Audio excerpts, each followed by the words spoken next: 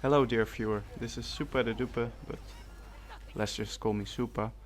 Um, First and foremost, I want to apologize for the video quality in this video. I have ordered a capturing device, the Gato or Elgato, um, and it's on its way, but I had recorded this game and it was, well, for me at least, a really good game. Granted that the teams might not have been too balanced, although my team wasn't doing as great either. Um, but yeah, so sorry for the video quality. It will be better in future videos, but I just wanted to show you this and test my mic, see if it's okay enough. Um, I'm playing a game of Battleborn in this match, a game of infiltration to be exact.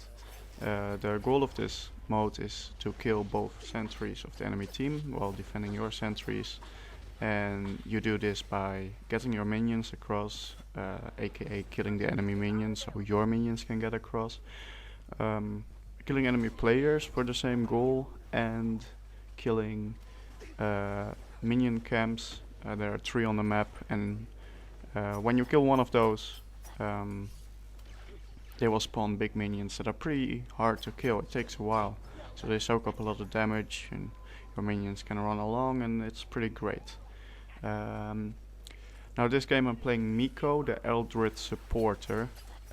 It's a healing guy, and most of his abilities are ended to healing, and yeah, and well, let's see how it goes in this match. I can spoil it a little bit. It's going well. Anyway, let's get into the abilities of Miko. On his R1 we got Cloud of Spores. Don't underestimate this ability. It's basically his only non-healing ability, and what it does, it slows your enemy in an AoE for 4 seconds. And in this game it's quite, well, at least running speeds are really high. So slowing them is awesome, especially when you choose the R2 unlock on the first unlock on the first level. You get it immediately. You get plus 100% slow.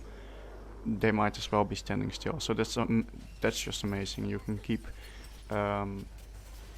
melee characters at a distance, especially like Wrath. When he goes into his ultimate, he spins around and does loads of damage. But when you throw slow at him, he can't keep up with you and you can kill him. Just like you saw here, basically. He wasn't doing his ultimate, but he couldn't keep up with me and he died. His second ability is Biosynthesis. This is a really simple one. It's basically a self-heal. It heals for up to 350 damage, health. And it boosts your healing beam. So if you decide to play Miko as solely as a support, solely as a healer, you don't do any damage or barely do any damage, then you can upgrade this ability and just heal like a saint. If you have a good player, let's say you're not a great player and you know this and you acknowledge this, but your body is a great player, preferably something like a melee character or close combat character. You can just follow him around, heal him up, use your L1 to give him extra health, and you will contribute a lot to this player and make him even better. So it can be used in this way. It's a great use. It's not the only way that it can be used. I'm playing a lot different myself, because I in this game at least I figured that I was kind of, well, I felt at least I was kind of like the best player, or at least the most aggressive player, and I figured to keep the momentum going, I would just play the aggressive Miko, which is kind of weird, Miko I should say.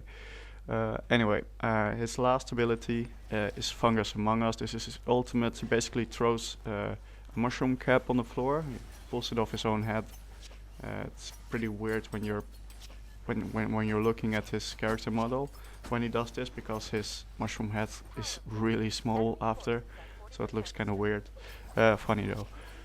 And this thing is a beast. It heals 150 health per second in an area of effect. And if people actually pay attention and notice, it's on the ground here by the way, but if people pay attention and notice, nobody can outdamage that, not by themselves. So it's a great skill. Use it every time possible. And I tend to, when I get into a fight, I tend to plop it down. The enemy is focused on me, not on the mushroom, especially in close quarters. So it takes them a while to figure out why you're not dying, and at that point, most of the time it's too late. Especially when you upgrade it with the last upgrade. You can choose between mushroom health. I think this is kind of useless, because if somebody wants to kill the mushroom, he's going to kill the mushroom anyway. That 1 second delay isn't going to stop it. The other one is doing damage, almost the same amount as the heal, something like 160 damage per second, which is insane. If the enemy doesn't notice, I think somewhere in this clip I'll mention it. You see me using it against Oscar Mike, and he just melts away. I think it might be here. Yeah, it's here. So I drop the mushroom, and he just dies, while the mushroom is also healing me. So that's a use for it. An extra use for it you can also use when you get to level 10 and you upgrade it for damage. You can also use it for killing minion camps, which is great. You can basically just plop it down, and if you choose to barely do anything, and the mushroom will heal you and kill your enemies. So that's pretty awesome too. Now for his R2 and L2 button, it's pretty simple. His R2 is his basic attack. He shoots volleys of 6 poison-tipped botani, whatever that is, basically throwing knives. And the gimmick of this is that they're poison-tipped, so they give a little. They poison your enemies for a while, and this does a little damage over time. It's not too notable, but the thing is that damage over time is great, in the sense that people often try to run away too late at that point. They are like, okay, my health is low, I run away, and they do. But when they do that, sometimes it's too late and the damage over time just kills them, which is cool. But the main use of this damage over time is to keep their shields low. I don't know how long the damage over time persists, but let's say it's 2 seconds, something like that. So that means their shield won't regenerate for 2 seconds even after they rounded the corner. So then you round the corner, you can start shooting them again, and their shields aren't back up. So that's pretty great. Or started coming back up. His L2 is his heal. It's a healing beam. If you play Team Fortress, the medic, it's basically that. Or if you played, I guess, Evolve, the character is named Val, I think. There's a lot of these. It's a really basic healing beam. It heals for a decent rate. I mainly use it to heal up teammates that are low, that are behind enemy line. No, not behind friendly lines, basically. So not in a fight. Because if there's a fight and we're fighting somebody, I feel it's more useful to actually damage the enemy.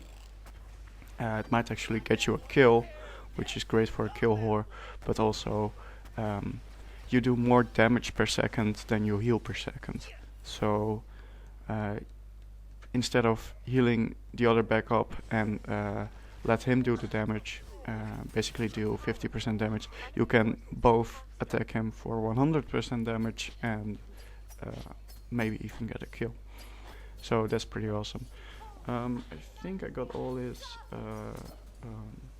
abilities here, so yeah, I will be just reacting to the gameplay we're seeing here. Plopping down the ultimate for the healing, for healing myself.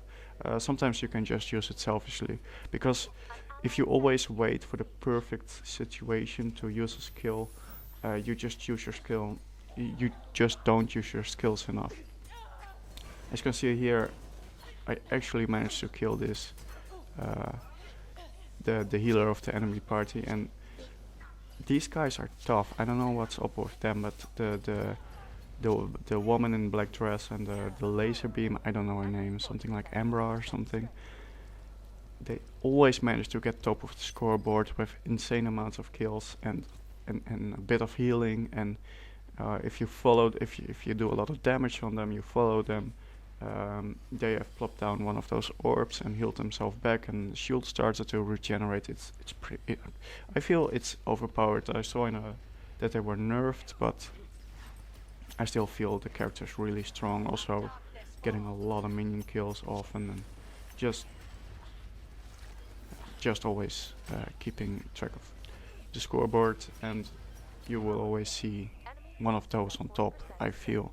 But maybe that will be changed. Maybe the players will learn how to deal with it. But at this moment, it's kind of hard to fight against it. Anyway, but she died anyway because of the healing of